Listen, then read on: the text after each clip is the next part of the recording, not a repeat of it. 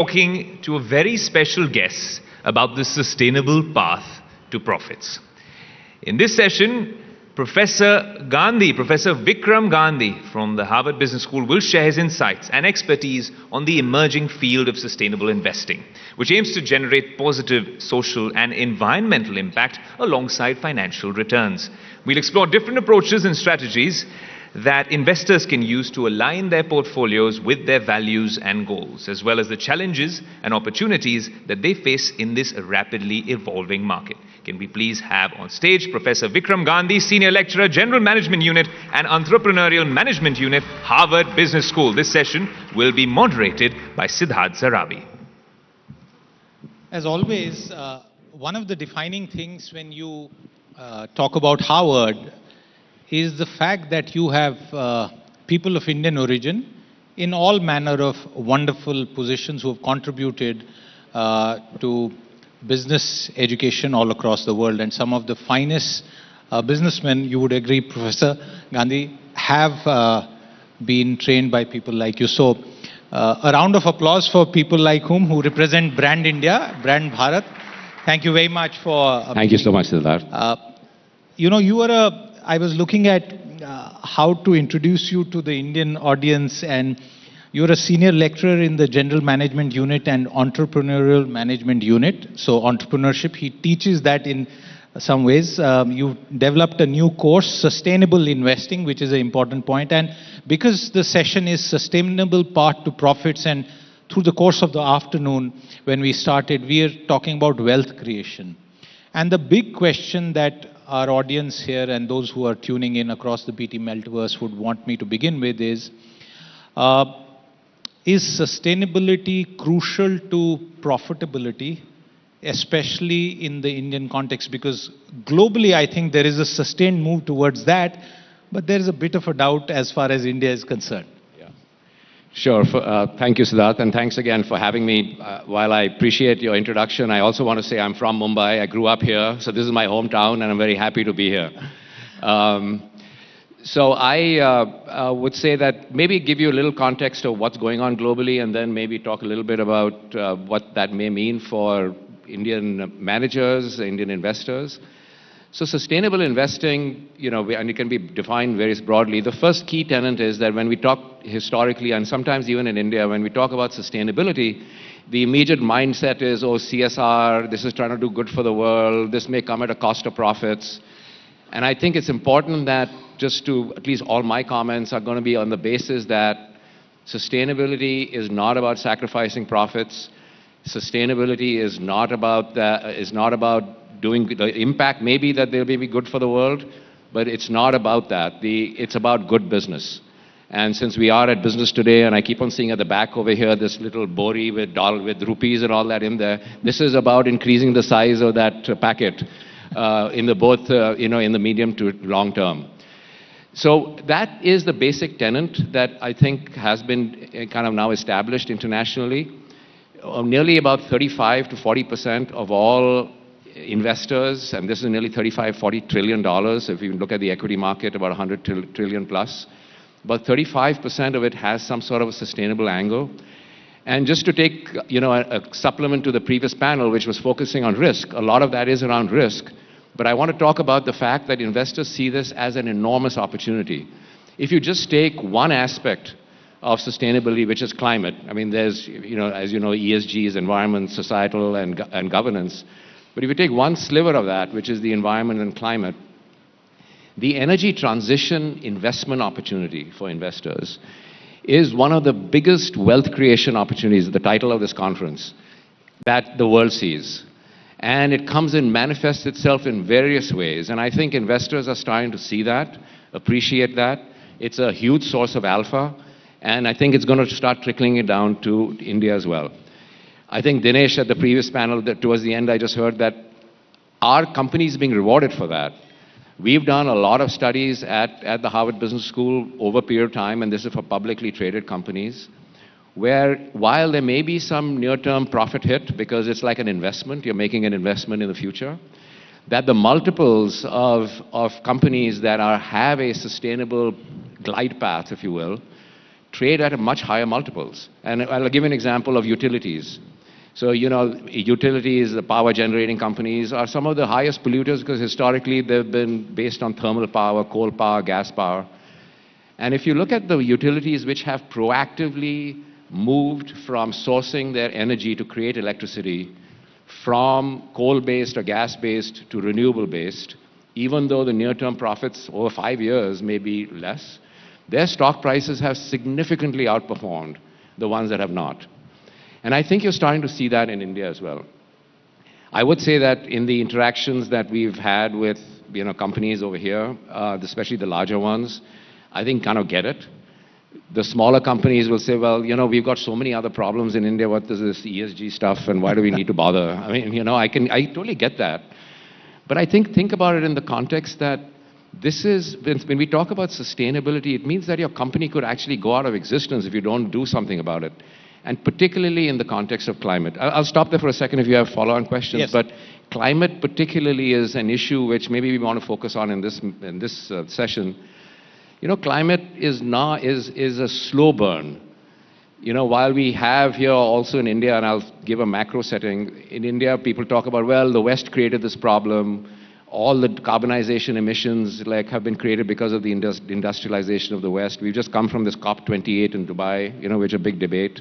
And all that is true.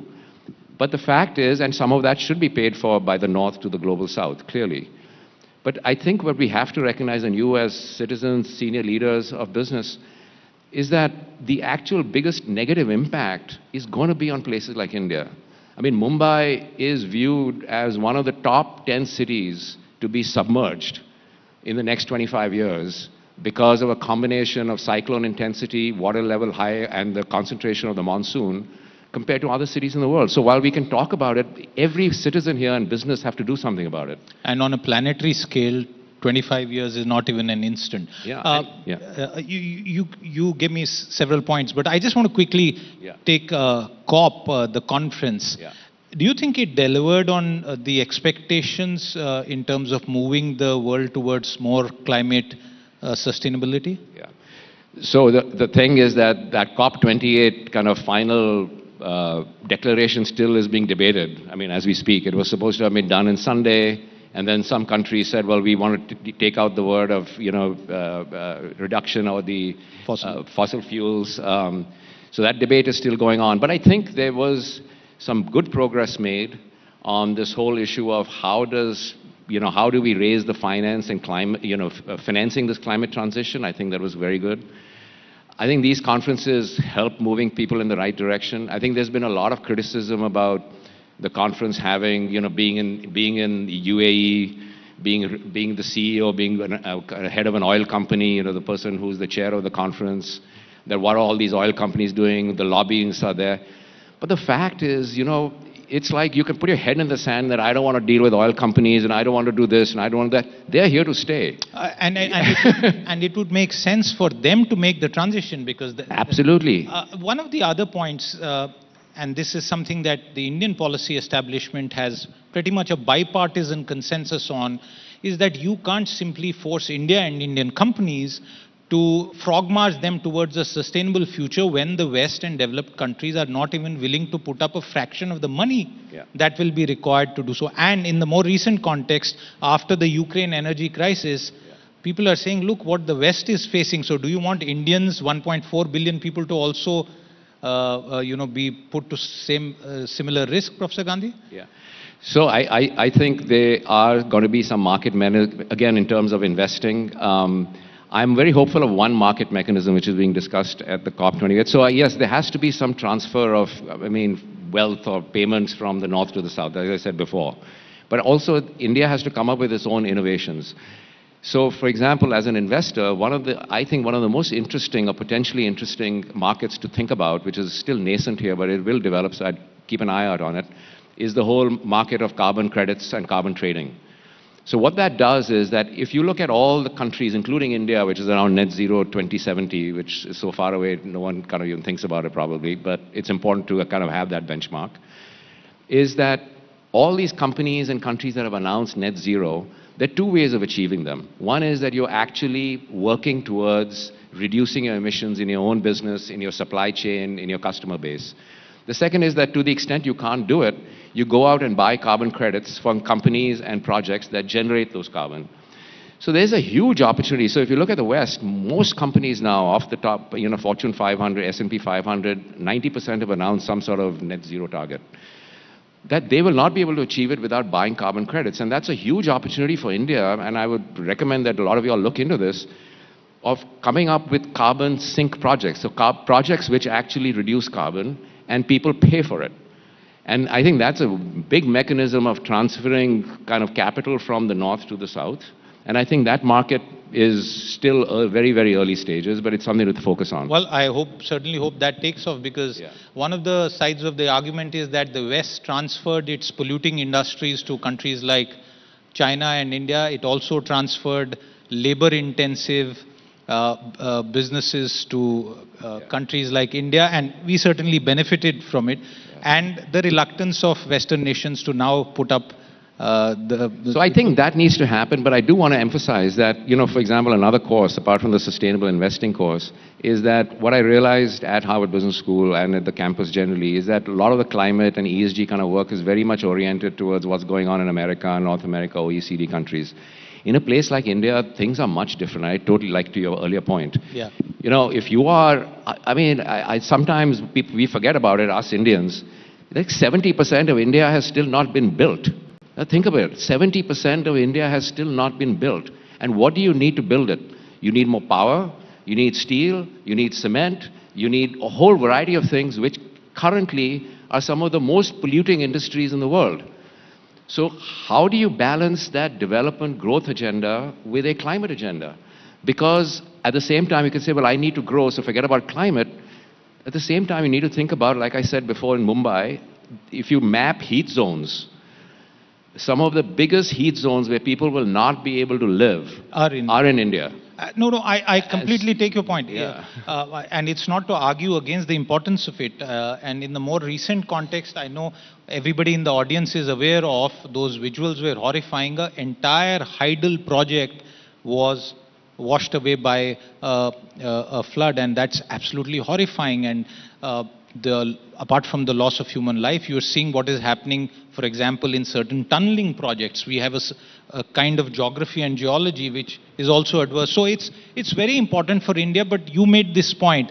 What do Indian companies do from here? What can Indian companies do to sort of face up to the ESG challenge and yet remain profitable? Because they are answerable to shareholders, sir. Totally. So that's exactly what I started with, that if you go with a mindset that if I do something in ESG, it's because I need to save the world, as opposed to that this is good business, then that in itself is a not sustainable mindset. Can I interrupt you here for context? Yes. Many years back, when the government and certain bureaucrat decided that corporate social responsibility now needs to be built into statute via parliament, and a certain percentage of profits needs to be earmarked for it, corporate India couldn't digest that in the initial years, and ultimately, since it became a mandate, we saw innovative sort of stretching of the concept of CSR in the deployment of funds. So is it required by mandate to frog march Indian companies towards ESG, or do you think it's a shareholder task? So a very great question. So I'll tell you the framework we use at Harvard, and you may want to think about this. Any company, whether it be big, small, whatever size, doesn't matter. You can cut it down to you basically have 4 stakeholders. And who are those 4 stakeholders? Your investors, like you said, your customers, and without them you don't have a company, your employees, without them you don't have a company, and the community that which you operate in. You are actually operating in a community, in an environment, and that community, and that part of it is the government and the regulation, but just the community that you're operating in has to give you the license to operate, because if they don't give you the license to operate, you won't be able to run your business. So if you think about stakeholders in that 4 contexts, investors, now yes, if you are short-term oriented, I want to trade, which is the best stock to sell here, there, then sustainability is not an issue. But I think more and more investors, especially foreign investors, and I think a lot of the institutional investors here, have a longer-term time horizon. I think that if you have a longer-term time horizon of 3 years plus, sustainability, even if it comes at a near-term profit thing, because of the multiple growth and because investors are smart investors, they understand these are not inconsistent. Kind of focusing on ESG issues and creating long-term value are not inconsistent. It's good business. So one. Two is, I find, and I don't know whether it's happening in India yet, but at least in the West, people actually, if you look at 5 companies in one industry, same industry, and the talent is saying, well, if companies that are more ESG-oriented, climate-oriented, better kind of a place to work in from an environment standpoint, like a kind of a community standpoint, I'd rather work there than company A rather than company B in the same industry. So you're finding that the actual demand for talent is creating a huge push. So that's one. Third is customers. I think right now there's a lot of talk when customers say, I want this green product, that green product, but they're not willing to pay for it. So that's great. You can say that, but if you're not willing to pay for it, why bother? But I do think that over time, there'll be this so-called green premium that companies that actually have more of a green product will say. And then the fourth is regulation. I think having some degree of regulation has pushed the West, and I think some degree of regulation here is probably needed to kind of help accelerate the kind of decarbonization agenda. Because without that, it kind of, you say that there is inertia because you're just thinking about the next year, the next quarter, as opposed to... Well, you are right. Since you said that India is still being built, India is still being sort of, the laws and the regulatory framework are still evolving, and they, most of the time, try and play catch-up. They end up playing catch-up, but sometimes we have regulation that is forward-looking. I want to turn this conversation, because this is something that a lot of people ask, and this is, how is China doing it? Because it's clearly the manufacturing capital of the world. We are now again having a fresh wave of manufacturing, perhaps the third since our independence, and hopefully it will go well. How has China done it, and are there any lessons for Indian companies and policy makers to take from how China has done? And I really don't know what they have achieved in this regard. So I think, again, if I focus maybe on the climate issue, again, there are different silos, but climate issue, and you just look at aggregate emissions, China by far is the biggest emitter in the world. The second is the US, and the third is India. If you take it on a per capita basis, then India and Europe, the US and Europe are far bigger, and then in China, then India is very minuscule actually in terms of per capita, as you can imagine. Just the and our emissions are not industrial emissions. They're a lot to do with, for daily life, consumption based. Yeah, well, still, so 40%, 30% plus of Indian emissions are because of power generation. It's almost all coal. Coal, yeah, exactly. Obviously, there's a huge growth of renewables and all that, but it's all coal. Another big 20-25% are the hard-to-abate sectors like cement, steel, aluminum, and then agriculture and others. But I think in terms of China, again, they're bringing, I don't know whether they're doing enough. I mean, I think they're kind of pushing towards it, but they have the same, to a lesser extent, the same issue like India, which is they're growing, they're trying to get people out of poverty. I mean, people don't recognize that, China, from a historical standpoint, in a 20-year time period till say this last decade, have taken more people out of poverty than in any stage in history in mankind. And so they've done a lot to do that, but they still have a long way to go. So I put India where China was, 15, 20 years ago, but that glide path of growth and by balancing sustainability, I think that's where India is today. I mean, people don't like to compare India and China. I'm not sure necessarily you should. But keep in mind that while China is the biggest polluter, they also have last year, in fact, either last year or the year before, the aggregate renewable capacity in China, the new renewable capacity in China, just to take one example, was more than the entire world put together. So wow. New renewable capacity coming on in China was more than the entire world put together, one. Two is, if you go now to the cities and the EV revolution over there, and the big companies like BYD and others are going global, it's phenomenal. I mean, they've already got, like, electric vehicles is the thing. Gas vehicles are a thing of the past, right? The competitive advantage, I mean, I would say, again, just to keep this out there as a strategic thing, in my view, that 20 years from now, the new oil, right? Right now we talk about dependent oil and gas, and there's a transition, so it's going to be needed for the next 20 years. But The new oil will be batteries, will be things that power. And all battery technology and production capabilities are all in China. Even the US, some of the EV companies, I mean, I don't know whether you saw Ford had to tie up with a Chinese company for their energy, their EV. And then because of the geopolitics, they had to cancel the whole thing, and they're trying to figure out what do they do about battery production. Absolutely, and China has also sort of taken the dominant share of the rare earths and minerals commodity market also for this. And that's, since you spoke about batteries being the new oil, I am reminded of often repeat statement that data is the new oil. And India's largest conglomerate, Reliance Industries, made that bet many years ago, a massive $25-30 billion bet, and they moved to data, and that network, along with other telecom networks, is driving India's digital. Do you see India and Indian companies being able to make a dent in batteries as the new oil? Again, it's a longer term thing. I know a lot of the large Indian companies, some of the ones which we are interacting with. You know, as I said, I'm developing a new course, which I'm actually bringing 45 MBA students here to Mumbai next month from Boston. We're 5 days in Mumbai, 5 days in Bangalore, to actually witness climate change and what companies are doing about it as an opportunity. And there's risk factors, but as an opportunity in the context of growth.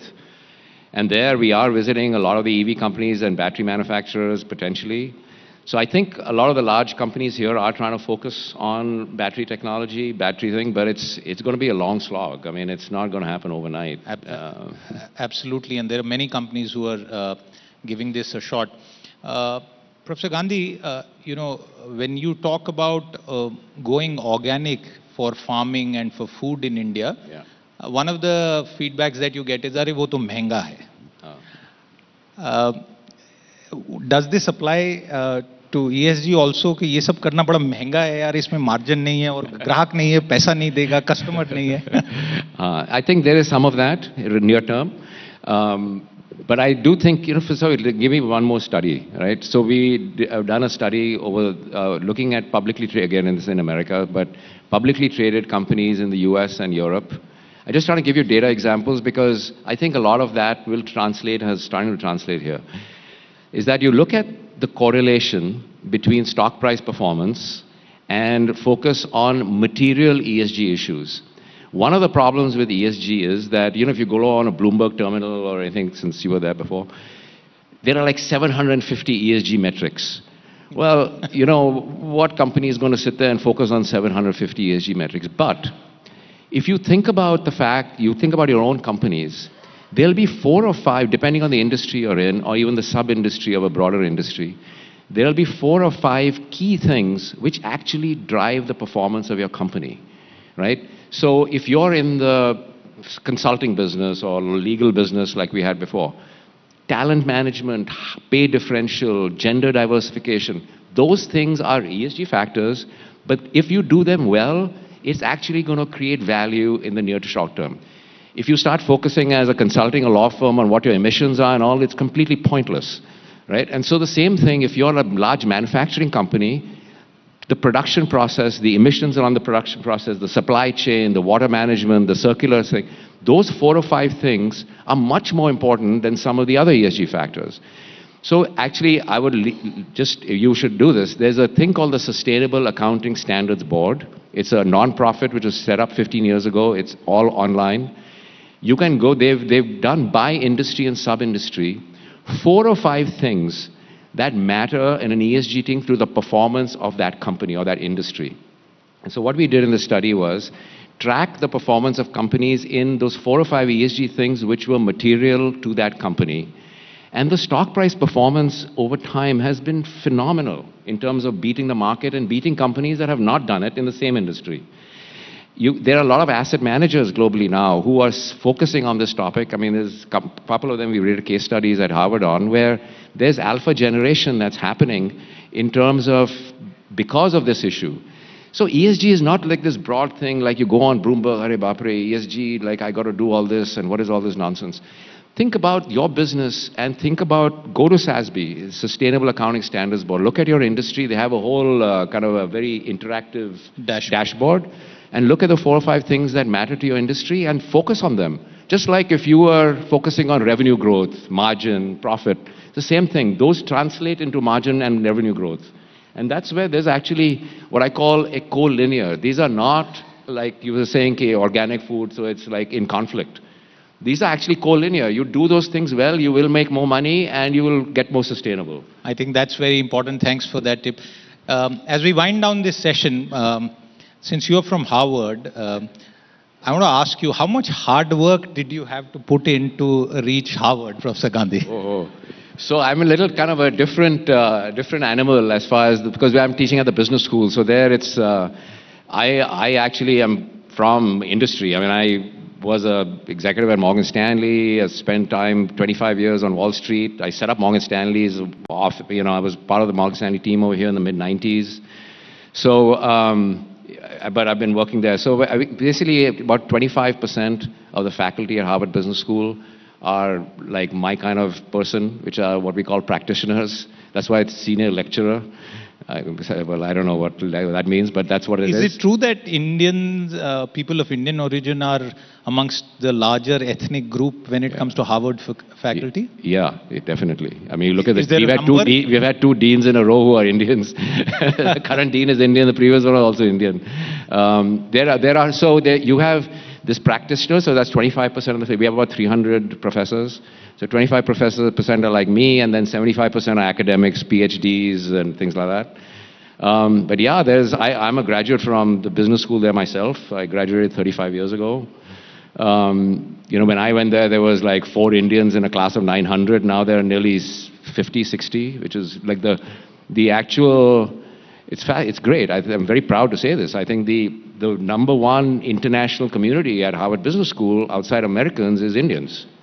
And it's a round fantastic. of applause for that. Yeah. So, so I think, yeah, so it's kind of interesting. Because it's all case study method. Why the students, I think, enjoy having people like me that I'm just not trying to blow my own horn here, but the fact is that it's all case studies. I would not teach if I had to stand up there and do a lecture. But it's a real case study. You have 80 students debating an issue. And I think for them, for people who bring real-world experience, who've been out in industry and then bring it to the classroom, particularly in the context of a business school program, is very welcome. And that's why Harvard kind of goes out of its way to make sure that they have people like me there. Professor Gandhi, more power to people like you, and thank you for all the hard work that has taken you to Harvard. Thank you very much. Thank you so much, Siddharth. Appreciate it.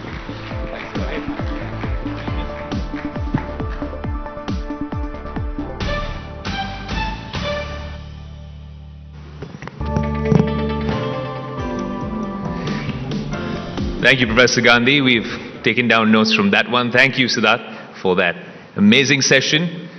And I see people already getting up. I'm wondering where everyone's going, but you're on the right track. We are taking a short tea break so you can refuel, recharge, and come back for the second half of BT500 Wealth Creators Summit. Picture abhi baki hai.